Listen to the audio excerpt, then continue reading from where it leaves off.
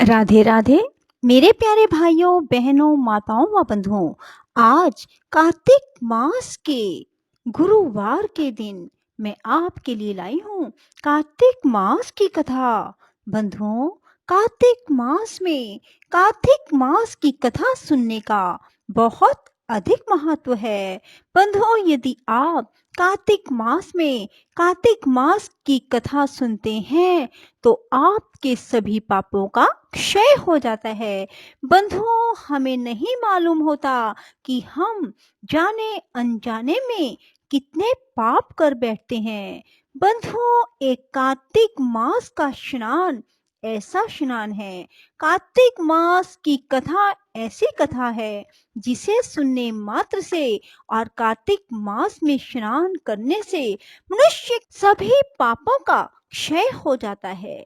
साथ ही माँ लक्ष्मी के भंडार उन सभी मनुष्य के घर में भर जाते हैं जो कार्तिक मास स्नान करते हैं और जो कार्तिक मास की कथा सुनते हैं। उनके यहाँ कभी भी किसी प्रकार की कोई कमी नहीं रहती। माँ लक्ष्मी छप्पड़ फाड़ कर उन्हें देती हैं जो कार्तिक मास स्नान करते हैं और कार्तिक मास की कथा सुनते हैं।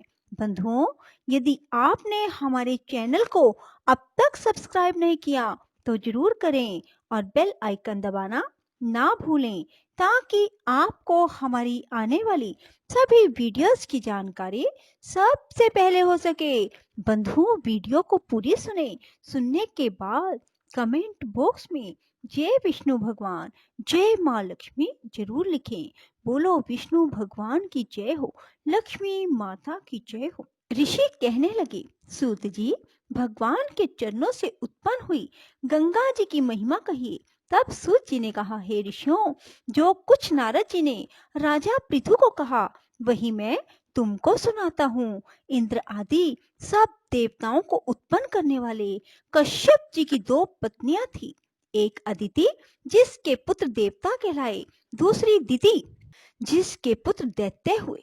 देवता और दैत्यों में नित्य ही कलह रहा करता था। उस समय विरोचन का पुत्र अर्थात प्रहलाद का पुत्र राजा बलि दैत्यों का राजा था। उसकी सेना अत्यंत विशाल थी। उसने समस्त पृथ्वी को जीतकर स्वर्ग का राज्य प्राप्त करने के लिए देवताओं पर चढ़ाई कर दी।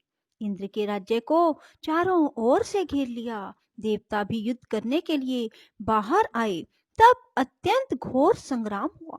एक दूसरे पर प्रहार करते हुए कई वर्ष बीत गए। इसके बाद दैत्यों का बल बढ़ते हुए देखकर देवता मैदान छोड़कर भागने लगे। तत्पश्चात दैत्यों ने सारे स्वर्ग पर अपना अधिकार जमा लिया। बलि स्वयं इंद्र के आसन पर बैठने लगा। साथ ही देवताओं के समस्त कार्य अपने राक्षसों के अधीन कर दिए। यज्ञ की बलि भी आप ही लेने लगा। तब अदिति अपने पुत्रों को दुखी देखकर बहुत चिंतित हुई। फिर वह अपना स्थान छोड़कर देवताओं की जय तथा दैत्यों की पराजय के निमित्त भगवान की तपस्या करने के लिए हिमवान पर्वत पर चली गई। वहां कुछ समय फलाहार खाकर, कुछ काल सूखे पत्ते और कुछ काल तक पवन का ही आहार करती रही। फिर पैर के अग्रभाग से खड़ी होकर भगवान की तपस्या करने लगी। इस प्रकार 1000 वर्ष तक उग्र तपस्या की। मायावी राक्षस अदिति की घोर तपस्या से चिंतित होकर राक्षसी माया से देवताओं का रूप धारण कर अदिति के पास जाकर कहने लगे, हे माता, तुम हमारे लिए इतना घोर तप क्यों कर रही हो? आत्मघात करना सब शास्त्रों में पाप बताया है। हम तुम्हारा यह दुख सहन नहीं कर सकते। माता का दुख देखकर कोई सुखी नहीं रह सकता। माता से कोई विमुख नहीं हो सकता। शास्त्रों का कथन है कि जिसके घर में कल्याणकारिणी माता नहीं तथा प्रिय बोलने वाली पतिव्रता स्त्री नहीं, उसका जीवन निरर्थक है। अतएव आप तप छोड़कर अपने पुत्रों को सुखी कीजिए। परंतु यह सुनकर भी अदिति समाधि से चलायमान न हुई। तब उन्होंने अदिति को मार डालने का निश्चय किया। अतएव उन्होंने अदिति को जीवित जला देने के लिए उस वन में आग लगा दी। परंतु उस अग्नि में दैत्य स्वयं जल गए। अदिति को किसी प्रकार की हानि ना पहुंची, ना उन्हें उसका कुछ पता चला, क्योंकि भगवान ने अपने चक्र सुदर्शन से अदिति की रक्षा की। ऋषि पूछने लगे, हे सूत जी, बड़े आश्चर्य की बात है, अदिति अग्नि में नहीं जली। तब सूत जी ने कहा, इसमें आश्चर्य की कोई बात नहीं। जिन भगवान के स्मरण मात्र से सब संकट दूर हो जाते हैं, उनका ध्यान करने वाले भगत को कौन कष्ट दे सकता है। जब अग्नि शांत हो गई, तब चक्र सुदर्शन धारण करने वाले भगवान विष्णु स्वयं अदिति के सामने प्रकट हो गए और कहने लगे कि देव माता, तुम्हारे इस कठिन तप से हम अत्यंत प्रसन्न हैं, इसलिए वरदान मांगो, तुम्हारा कल्याण होगा।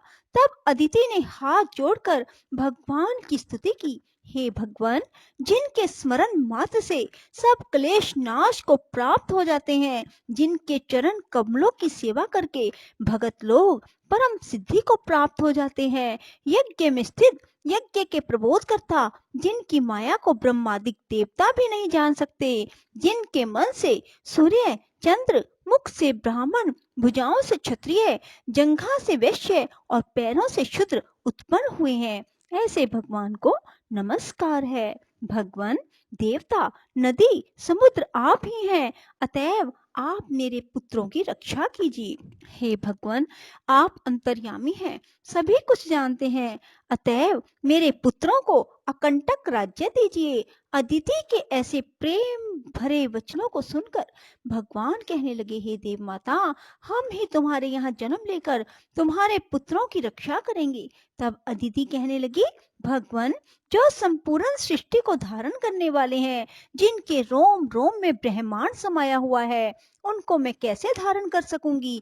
भगवान कहने लगे, हे अदिति, माता, पिता, गुरु, अतिथि, ब्राह्मणों की जो सेवा करते हैं, वह सदैव मुझको धारण करते हैं। तुलसी और गो की रक्षा करने वाला भी मुझको धारण करता है, अतएव मैं तुम्हारा पुत्र होकर शत्रु कुल का नाश करूंगा। यह कह और अपने कंठ की माला देकर भगवान अंतर्ध्यान हो गए। इसके पश्चात दक्ष की कन्या अर्थात देव माता अदिति भगवान को नमस्कार करके अपने आश्रम को चली गई। समय पाकर अदिति ने शंख, चक्र, गदा, पद्म तथा कमंडल धारण किए। हजारों सूर्य के समान तेज वाले कमल नयन पीतांबरधारी मुनियों द्वारा स्तुति किए गए दैत्यों के नाश करता, भक्तों के प्रिय वामन भगवान को पुत्र रूप में देखा।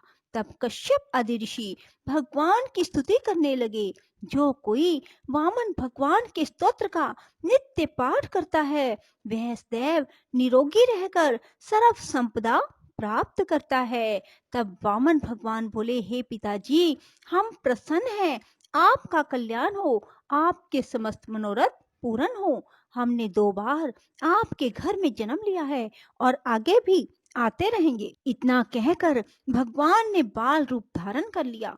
उधर राजा बलि ने भी शुक्राचार्य को अपना आचार्य बनाकर बड़ा भारी यज्ञ आरंभ किया, जिसमें लक्ष्मी जी सहित हवि ग्रहण करने के लिए भगवान विष्णु का आवाहन किया। उसी समय भगवान विष्णु ब्रह्मचारी के रूप में वहां आए। भगवान के उस रूप को देखकर ऋषि लोग ज्ञान दृष्टि से उनको पहचान गए।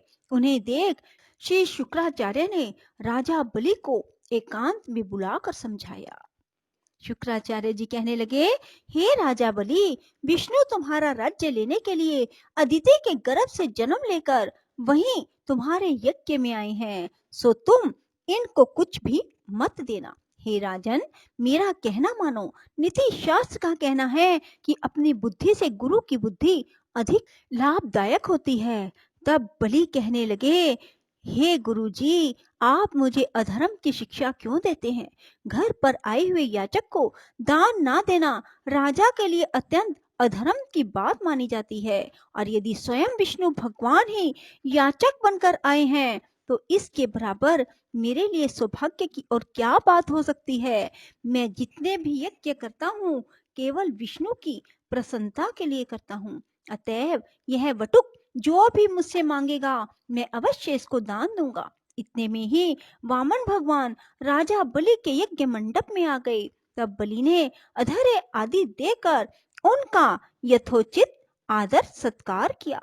फिर हाथ जोड़कर खड़ा हो गया और कहने लगा, हे नाथ, मैं कृतार्थ हो गया जो आज आपने यहाँ आकर दर्शन दिए। अब आज्ञा कीजिए, मैं आपकी क्या सेवा करूं? मैं तो आपका सेवक हूँ। भगवान कहने लगे, राजन, हमको तप करने के लिए 3 पग पृथ्वी चाहिए। राजा बलि हंसकर कहने लगे, हे बटुक, तुमने ये क्या मांगा? कुछ धन, ग्राम या कोई शहर मांगा होता?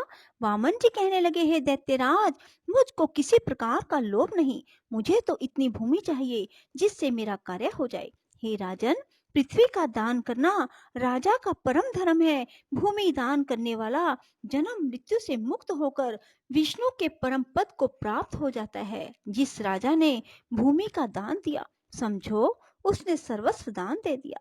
राजन, यह पृथ्वी सदैव किसी के पास नहीं रहती। मानधाता जैसे सारी पृथ्वी के भोगने वाले राजा आज वहां हैं।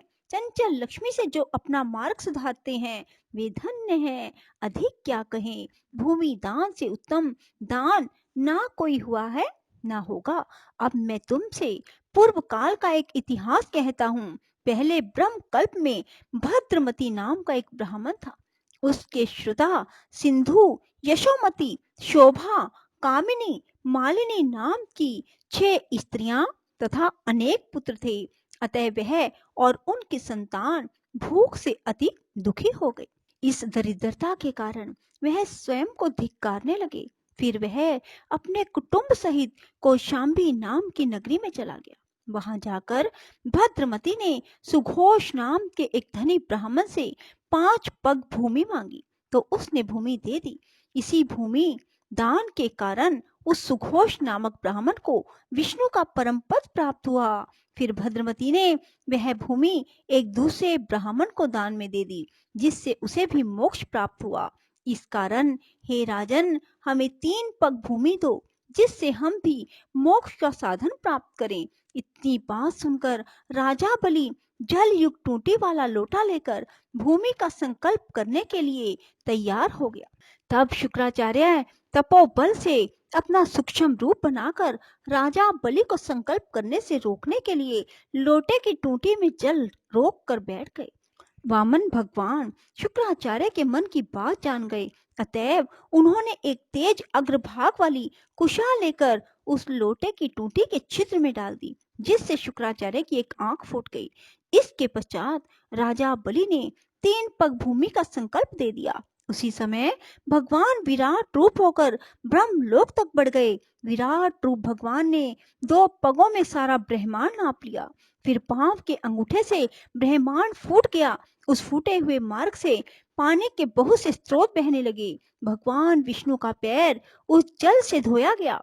वह निर्मल लोक पावन जल धारा का रूप हुआ। वही जल ब्रह्मादिक देवताओं को पवित्र करता हुआ सप्त ऋषियों से सेवित सुमेरु पर्वत के ऊपर पड़ा तथा गंगा के नाम से विख्यात हुआ। इस दृश्य को देखकर ब्रह्मादिक सब देवता और ऋषि मुनि स्तुति करने लगे। हे सबके स्वामी अनंत मूर्ति, आपको नमस्कार है।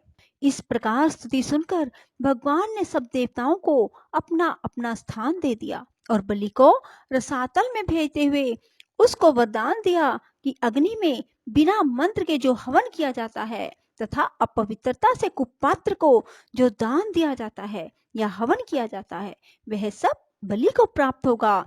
इस प्रकार भगवान ने देवताओं को सुंदर स्वर्ग और बलि व अन्य दैत्यों को रसातल दिया। इतना सब कुछ करके विराट रूप भगवान वामन रूप हो गए। तब देवताओं और ऋषियों ने भगवान की स्तुति की। तदंतर वामन जी तप करने चले गए। इस प्रकार ऐसी पावन गंगा की उत्पत्ति भगवान के चरणों से हुई, जिसके स्नान एवं स्वरण मात्र से जन्म जन्मांतर के पाप नष्ट हो जाते हैं। बोलो गंगा मैया की जय हो, विष्णु भगवान की जय, लक्ष्मी माता की जय। राधे राधे, जय श्री कृष्णा। बंधुओं, यदि आपको हमारी वीडियो पसंद आए तो इसे लाइक करें और शेयर भी जरूर करें। धन्यवाद।